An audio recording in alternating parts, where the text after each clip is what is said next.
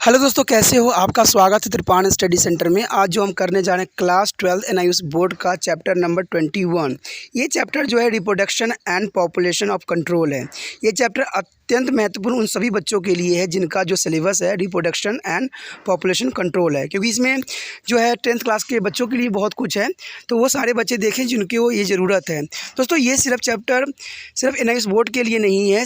ये सीबीएसई के बच्चे हों, जिनके एनसीईआरटी हो या यूपी बोर्ड हो या बिहार बोर्ड हो, कोई भी बोर्ड हो, ये कई मानने में जो है सिलेबस बहुत ही इंपॉर्टेंट है, टॉपिक बहुत इंपॉर्टेंट है। इसमें हम गैमेट, सेक्सुअल रिप्रोडक्शन, ठीक है, फर्टिलाइजेशन, कैसे जो कहते हैं स्पॉन्ज, इंसेक्ट, ह्यूमन, सबके बारे में हम डिस्कस करेंगे, इनके रिप्रोडक्टिव सिस्टम के बारे में डिस्कस करेंगे। तो ये चैप्टर बहुत ही इंपॉर्टेंट होने वाला है सभी बच्चों के लिए, ठीक है। लेकिन चैप्टर स्टार्ट करने से पहले एक बात जो मैं हमेशा कहता हूँ, जिसको आपको सोचना भी चाहिए, विचार भी करना चाहिए और अमल भी करना चाहिए, वो ये है, जब भी वीडियो देखिए पूरा देखिए, क्योंकि अधूरा जानकारी सदैव खतरनाक होता है। साथ में एक इम्पोर्टेंट बात ये भी रहता है, अगर आप पहली बार वीडियो देख रहे हो तो लाइक शेयर सब्सक्राइब करना मत भूलना। देखिए दोस्तों, लाइक कीजिएगा तो बनाने वाले का जो है प्रोत्साहन बढ़ता है और आपके लिए अच्छा से अच्छा करने की कोशिश करता है, ठीक है। सब्सक्राइब करना आपके हित में है। इसका कारण ये है कि अगर आप सब्सक्राइब करके रखोगे तभी जो है मेरा वीडियो का नोटिफिकेशन मिलेगा।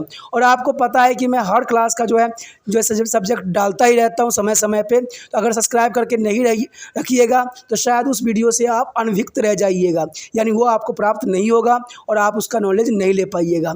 साथ में जो अगर आप शेयर करते हो तो शेयर करना एक जग कल्याण के समान माना जाता है। इससे ये होता है कि मान लीजिए कोई जो है बच्चा जो है मेरी वीडियो को उसकी ज़रूरत थी और आपके थ्रू वो वीडियो उसको पास पहुंचा है, तो वो सदैव ही आपका धन्यवादी रहेगा और सदैव ही आपका जो है शुक्रिया अदा करेगा कि तुम्हारे कारण मुझे जो है वीडियो प्राप्त हुआ।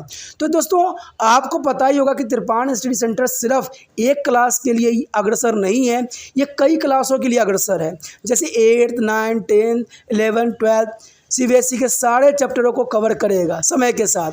प्लस जो है एनआईयूएस बोर्ड का 10th+2 को भी कवर करता है, सभी सब्जेक्टों का। प्लस जो है बीए पंजाब यूनिवर्सिटी का जो है फर्स्ट सेमेस्टर से लेकर 6th सेमेस्टर तक 8 सब्जेक्टों को कवर करता है। प्लस जो है एमए के जो है बच्चे ऑन डिमांड जो मुझे करते हैं कमेंट, उनके लिए भी त्रिपाण स्टडी सेंटर जो है अग्रसर है। देखिए दोस्तों, त्रिपाण स्टडी सेंटर इतना बड़ा है, विस्तृत है, तो आपको अभी जो है लाइक शेयर सब्सक्राइब कीजिए और अपने दोस्तों के साथ बांटिए, ठीक है।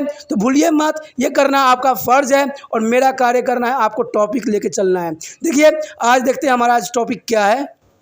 The new medical techniques in a reproduction. There is a most important topic here. The new medical techniques. There are many new medical techniques in the field of the reproductions to be help interfertile males and female produce of babies. Some of these are given here. First of all is a test tube babies. Test tube babies is a generally in a sometime, and some women is the oviduct is a fallopian tubes are blocked. This prevent to the ova if from begin to fertilized. The problems can be overcome by the test tube baby techniques. In these techniques, one or more repel oval to the sect from the humans. The ovaries use a special syringe and this oval to place in the dish containing sperm from her male partner under optimum conditions for a new hair. Sperm fertilize the ova which is from embryos. One embryo is inserted into a human as extra, and where is the chance it will be implant and develop into the baby. There is the most importance of test tube baby here. The insemination. Artificial inseminations here, the humans semen can be rapidly frozen using two liquid nitrogen and stored to sperm a bank for several years without losing its fertilized condition. It is a throw there is introduced into a human by means of syringe at the time when the ovulations take place. This is called artificial insemination. There is artificial insemination is the most important for today.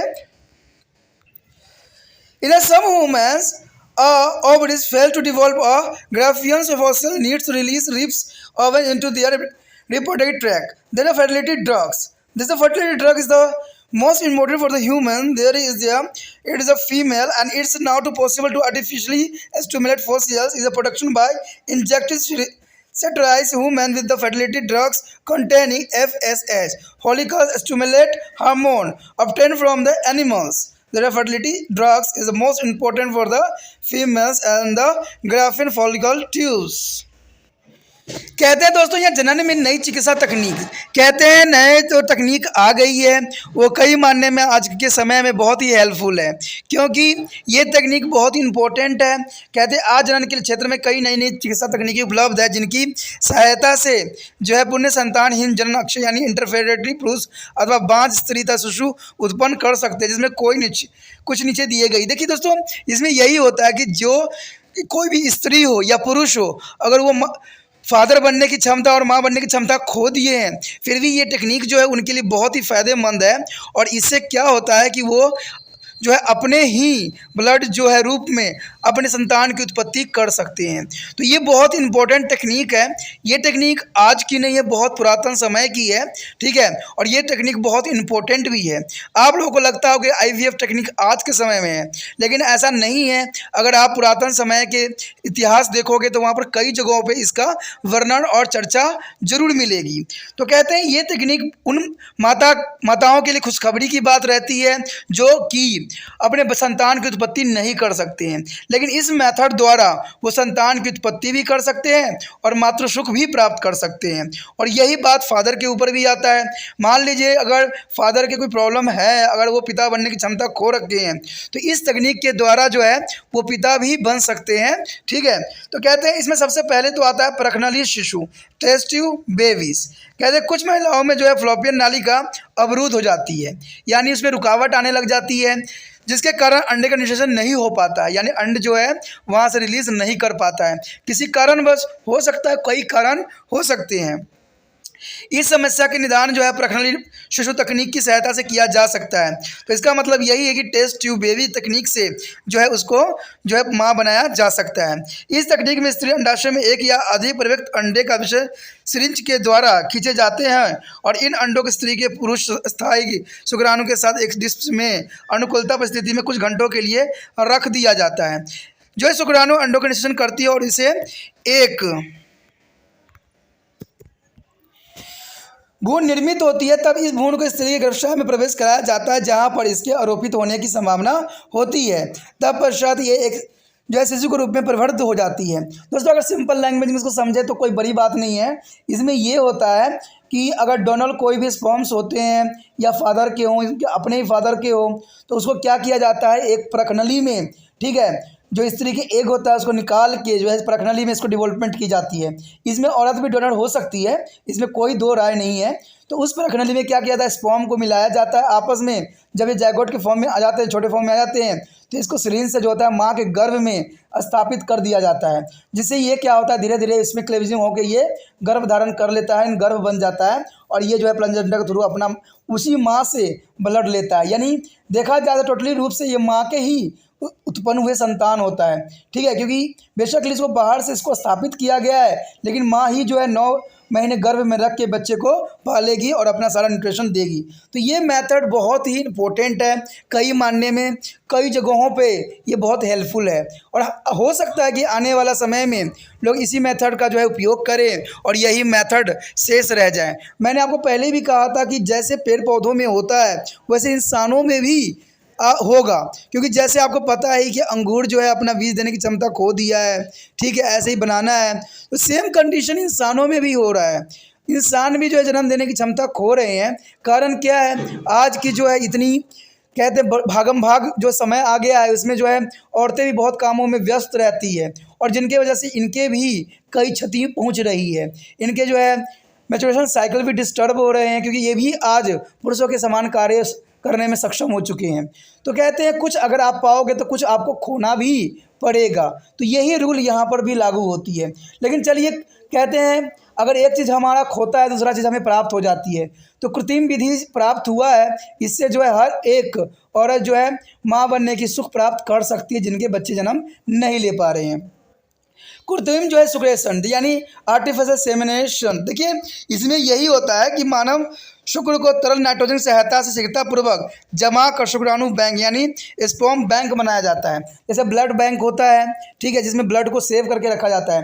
Same यहाँ पर जो होता है कोई donor sperm दिया है तो उसको स्पर्म को कई महीनों कई सालों तक रखा जा सकता है। इसके लिए उनको फेवरेबल कंडीशन देने पढ़ते हैं। इसी को हम कृत्रिम शुक्र शोषण कहते हैं, यानी आर्टिफिशियल जो है इंसेमिनेशन कहते हैं। ठीक है, यह कई वर्षों तक संग्रहित करके रखा जा सकता है। यह कई वर्षों तक जनन क्षमता बना रहता है। प्रयोग में लाने के लिए इसे पहले जो है हिम द्रवित किया जाता है, यानी इसको हिम द्रवित कर दिया, जो जमा हुआ होता है तो इसको क्या करते हैं, सिंपल लिक्विड फॉर्म में स्पर्म को लाया जाता है। फिर एक स्त्री गर्भाशय में एक सिरिंज द्वारा उस समय प्रविष्ट कराया जाता है जब अंड त्याग हो रहा होता है, यानी जब अंड जो बन रहा होता है, जब फर्टिलाइजेशन का समय होता है तो ये जो है सिरिंज से स्त्री को गर्भाशय में स्थापित किया जाता है और इस विधि को कृत्रिम शुक्राशोषण कहते हैं। तो ये भी जो है काफ़ी इंपॉर्टेंट मेथड है, जिससे अगर मान लीजिए कोई पुरुष का अगर मृत्यु भी हो रहा है और उसका स्पर्म काम का है तो उससे जो है उसके जैसा संतान की उत्पत्ति की जा सकती है। तो ये कई मानने में इम्पोर्टेंट भी है, क्योंकि कई जगहों पे इसका उपयोग भी अभी भी हुआ है, जो देखने को आपको मिल सकता है। अगर नेट पर सर्च करोगे तो आपको अवश्य ही इन सारे इन्फॉर्मेशन मिलेंगे। उसके पश्चात है उर्वरता औषधियाँ। देखिए फर्टिलिटी ड्रग्स। अब फर्टिलिटी ड्रग्स भी कई मायने में इंपॉर्टेंट रहती है। कुछ कहते हैं कुछ स्त्रियों के अंडाशय ग्राफिक पुटिकाओं का परिवर्धन नहीं कर पाते हैं, जैसे हमने पहले चर्चा किया था कि एक जो रिलीज होता है वो आगे नहीं ले जा पाते हैं, क्योंकि उनकी नालिकाओं में कुछ प्रॉब्लम हो जाती है, कुछ अवरुद्ध हो जाता है, जिसकी आवश्यकता प्रयुक्त अंडों को मोचन कर उनके जनन क्षेत्र में डालने के लिए होता है। ऐसे बंधन फर्टिलिटी स्त्रियों पशुओं जो है ये हम पशुओं से प्राप्त जो FSH यानी पुटिका उद्दीपन हार्मोन यानी फोगियल एस्ट्रोजन हार्मोन के इंजेक्शन की सहायता से कृत्रिम उद्दीपन द्वारा पुटिका उत्पन्न संभव हो जाता है।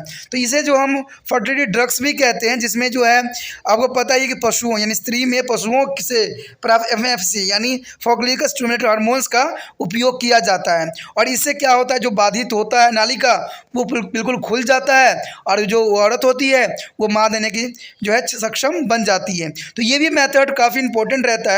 यहाँ पर जो हमने सारे मेथड पढ़ा ये सारे कृत्रिम मेथड थे, यानी आर्टिफिशियल मेथड थे, जिससे कि कोई भी व्यक्ति, ठीक है, कोई भी स्त्री जो है माँ बन सकती है, पुरुष जो है पिता बन सकता है। तो ये मेथड कई मायने में इम्पोर्टेंट है और मुझे तो लगता है कि आज जो मॉडल जनरेशन है उसकी मांग है। तो हो सकता है कि आने वाला समय में लोग इन्हीं मेथडों का उपयोग करें और पिता और माता बने। चलिए जो भी है ये तो समय ही बताएगा। Here few words, a term of remember. There is population problem and control. There is the most important topic here: population problems and control. There is a understand the control of population. You have some words or remember. First of all, the human population, the sum total of human beings on the earth. It's a human population. And second word I remember that is a demography. Demography is a scientific and statistical study of human population. It's a deal with the population growth. It's a composition, age, sex and ratio, and it's a distribution in a space. And next is a population density. Population density is also important. The number of individuals per square kilometer comes to at any given time. And next is a birth rate, is a natality. Birth rate is the most important. The number of lives births per 1000 individual of population per year. It is called to the birth rate. And death rate is a mortality. There are number of deaths per 1000 individually of the population and per years. There next is a population growth rate. The difference between the birth rate and the death rate here. And next is census. There is an official data of registered number of people in the elected area. देखिए दोस्तों, यहाँ पर जो जनसंख्या समस्याओं तथा नियंत्रण जो हमारा टॉपिक आया है बहुत इंपॉर्टेंट टॉपिक है। ये टॉपिक कई मानने में इंपॉर्टेंट है, कई क्लास के बच्चों के लिए भी, क्योंकि जनसंख्या कंट्रोल हर जगह इंपॉर्टेंट रहता है।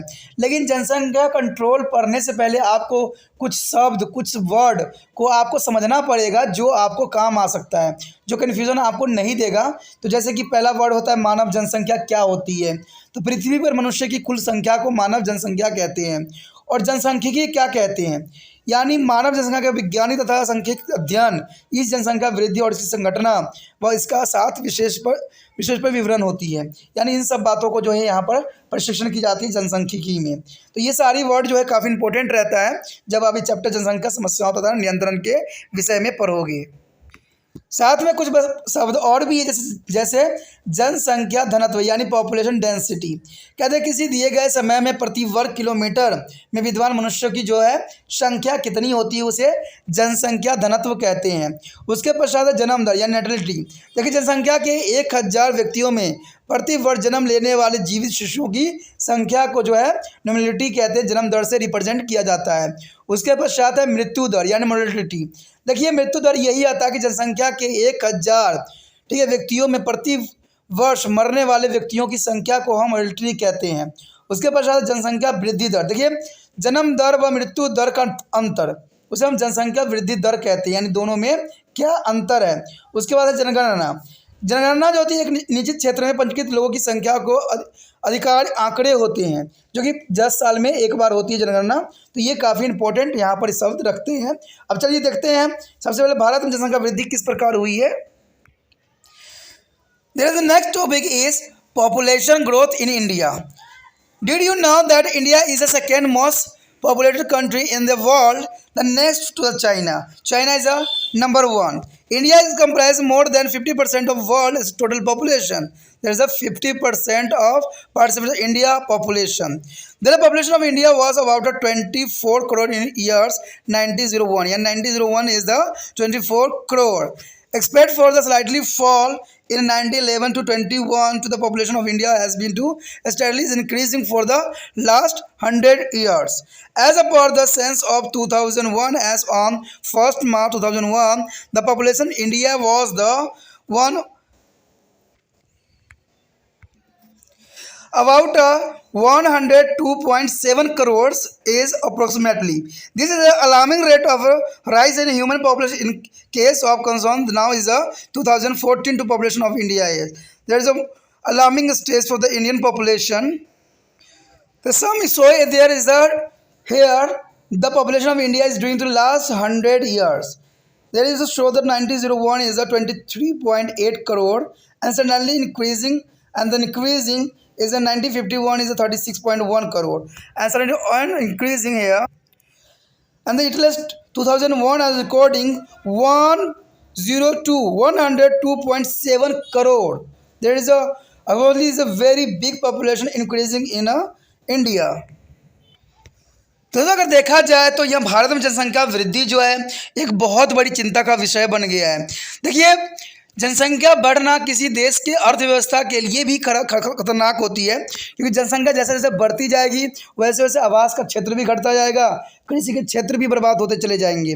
तो ये सारे चीज़ें जो है बहुत बड़ा विडंबना होती है। कहते हैं जनसंख्या नियंत्रण रखना कई मायने में इम्पोर्टेंट भी होता है और देश के लिए भी ज़रूरी होता है। और देश के ज़रूरी की बात तो दूर की बात है, अगर आप अपने परिवार में अच्छे से बच्चे को पालन पोषण करना चाहते हो तो इसलिए भी जनसंख्या नियंत्रण होना अत्यंत महत्वपूर्ण है। मान लीजिए कि बच्चा अगर किसी के पास 5 बच्चे हैं तो उनको 5 बच्चों का पालन पोषण करना एक माता पिता के लिए बहुत ही मुश्किल टास्क होता है। लेकिन अगर वही 2 बच्चे हों तो कई मायने में आप उनको हर एक सुविधा हर एक सुख से जो है आप उसको दोगे। तो ये चीज़ें बहुत काफ़ी इंपॉर्टेंट हो जाता है। देखिए जनसंख्या देश की जनसंख्या तो बाद में डिपेंड करेगी, पहले कहते हैं बच्चों को सही स्वस्थ होना चाहिए और जो है उनका सही मार्गदर्शन भी होना चाहिए। पहले के समय में लोग अधिक बच्चे जन्म इसलिए दिया करते थे क्योंकि उनको बचने का चांसेस बहुत कम होता था, क्योंकि वहाँ उस समय मेडिकल फैसिलिटी उपलब्ध नहीं थी। लेकिन आज के समय में इतने मेडिकल फैसिलिटी उत्पन्न हो गई है जो है किसी भी नवजात शिशु को बचाना बहुत ही आसान हो जाता है। ठीक है, कहते हैं आज के समय में अगर व्यक्ति किसी की मृत्यु हो रही है तो किसी कोई कारण यही होता है कि उनका खुद का ही कारण होता है। ठीक है, प्राकृतिक रूप से वो नहीं होते हैं। ठीक है, क्योंकि प्राकृतिक ऐसा कुछ भी रूल रेगुलेशन नहीं बना रखा है। देखिए कोई बीमारी बंदा मरता है, एक्सीडेंट से मर रहा है, कोई बीमारी से मर रहा है जो कि उसकी अपनी गलतियों से हो रहा है। ठीक है, कई चीज़ों की वजह से ये आज के लिए खतरनाक सिद्ध हुआ है। तो यही बात है जनसंख्या बढ़ने की कि लोग जो है अभी शिक्षित नहीं हुए हैं अच्छे से। कहते हैं भारत बेशकली कहते हैं कि बहुत शिक्षित है, होता जा रहा है सब जगह जो है यहाँ पर सभी जो है आजकल मंत्री भी शिक्षा पर जो ही राजनीति कर रहे हैं कि हमारा शिक्षा सबसे सर्वश्रेष्ठ है। दोस्तों शिक्षा सर्वश्रेष्ठ तब होता है जब जो बच्चा पढ़ रहा है उसको समझदार हो जाए और समझ उसमें आ जाए, तब मतलब है कि समझा है।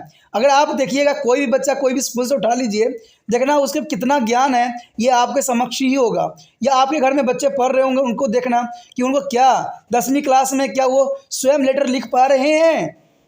तो आप देखना कई बच्चे जो होंगे लेटर लिखने में सक्षम भी नहीं होंगे और वो 10th क्लास में होंगे। तो ऐसा पढ़ाई होने की क्या मतलब है।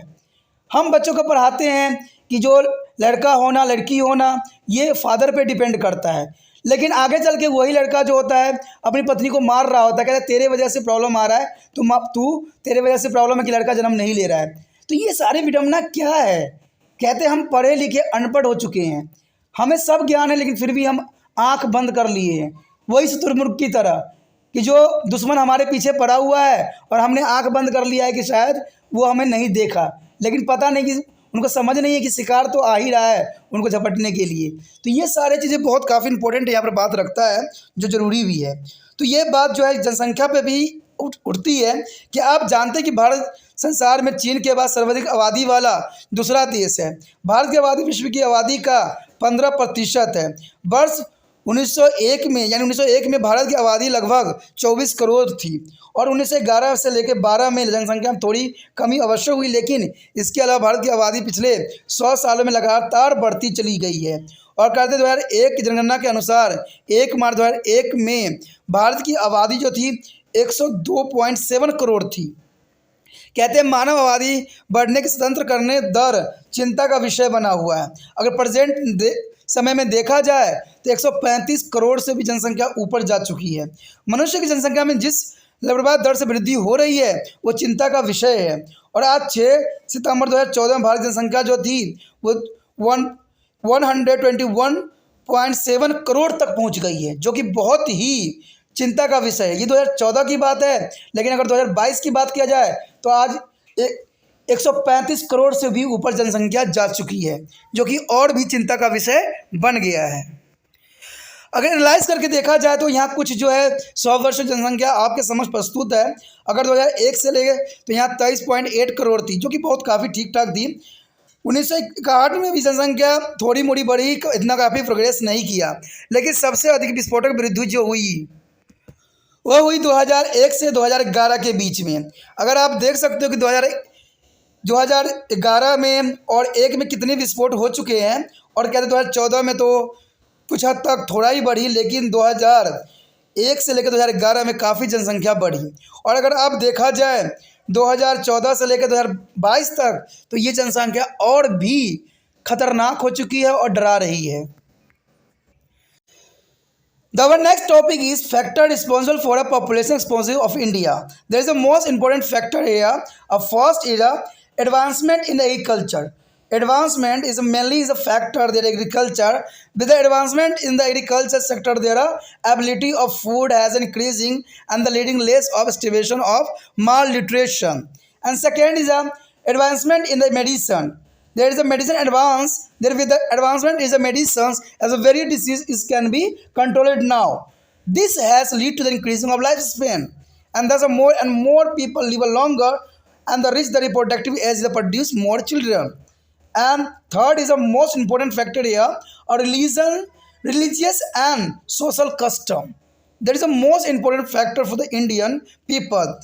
Because of the prevailing social custom and belief, the many people do not accept family planning measuring, leading to rise of population.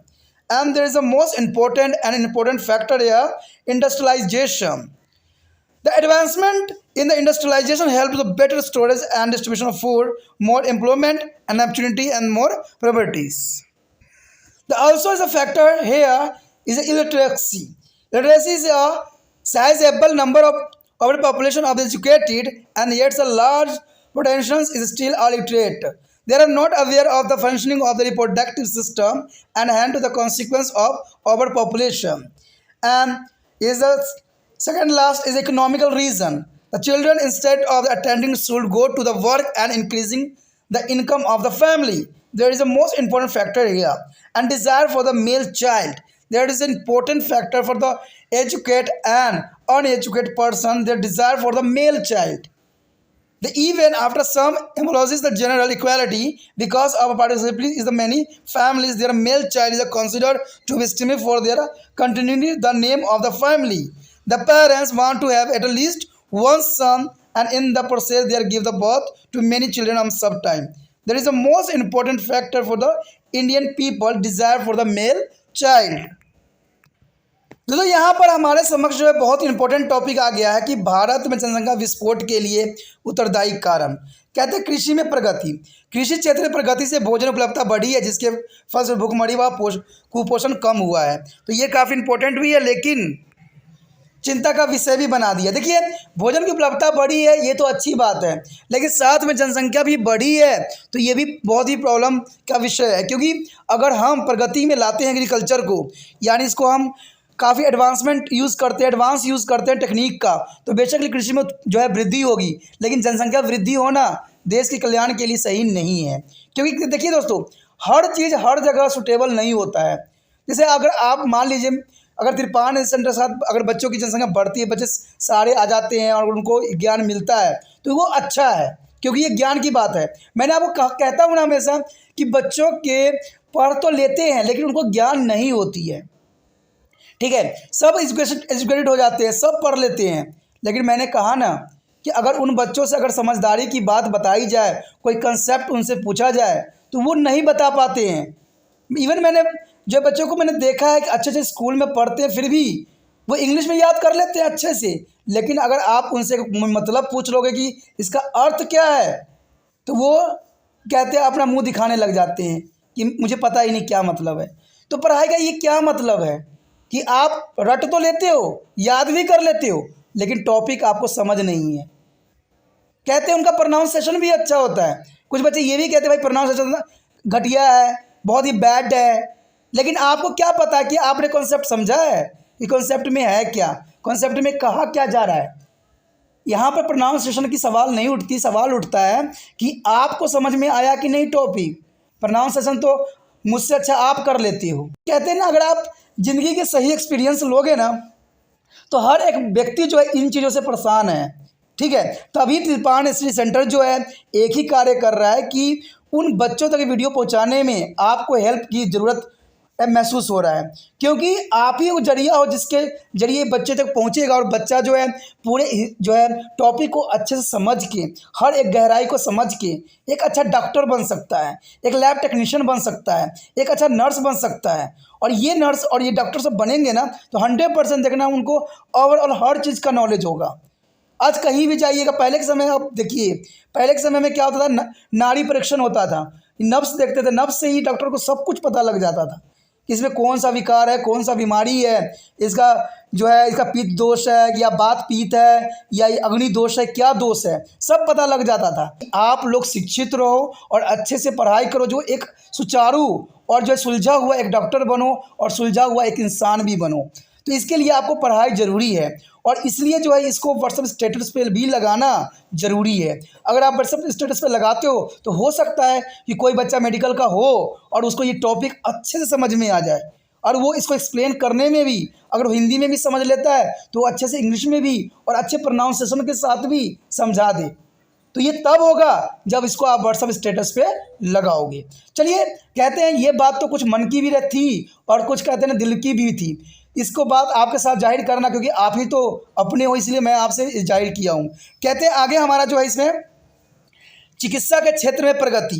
कहते हैं चिकित्सा के क्षेत्र में प्रगति जो है आए दिन होती चली जा रही है, क्योंकि चिकित्सा जो है आपको पता है कि हर जगह नए नए एम्स बन रहे हैं, नए नए टेक्नोलॉजी के सिस्टम बन रहे हैं। चिकित्सा क्षेत्र में प्रगति के परिणाम स्वरूप विभिन्न रोग व नियंत्रण किए जा रहे हैं, जिसमें जीवन की अवधि बढ़ती चली जा रही है।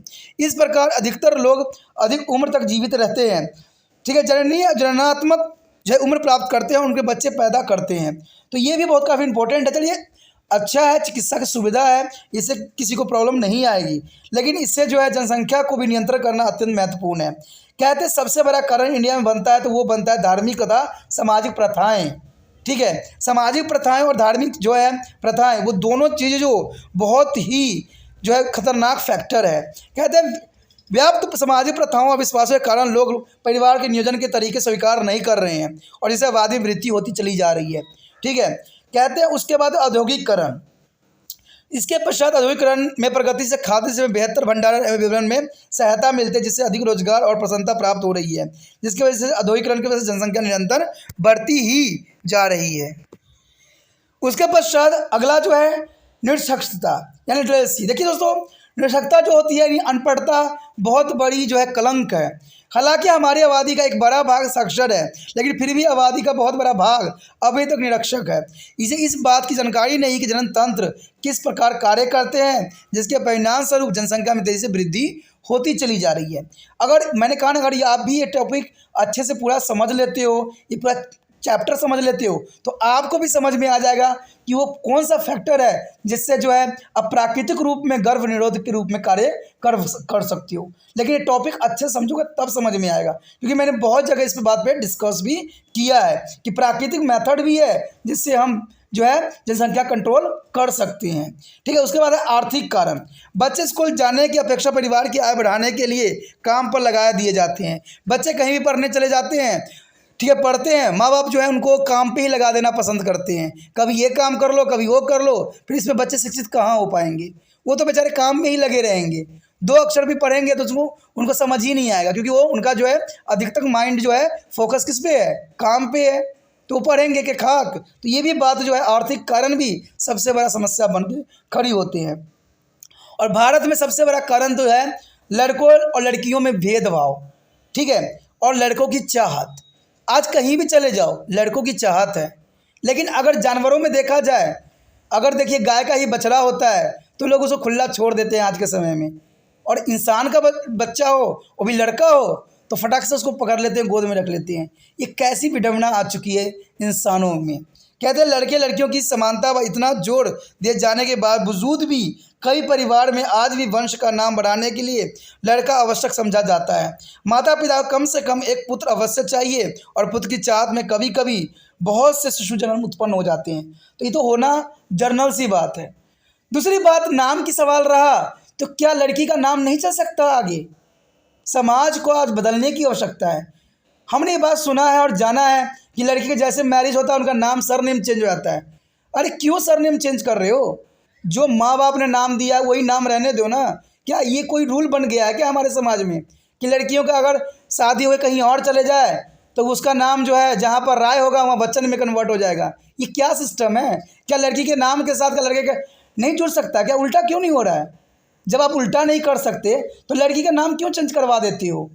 तो ये आज समझने की बात है। बात रहा नाम का कि माँ बाप ये इसकी बेटी है, तो बेटी का अगर माँ बाप का अगर नाम के साथ नाम जुड़ा हुआ है बेटियों का, तो ये उनका भी तो नाम रोशन कर रहे हैं। आगे कहेंगे किसकी बेटी है तो बताएंगे भाई इसकी बेटी है।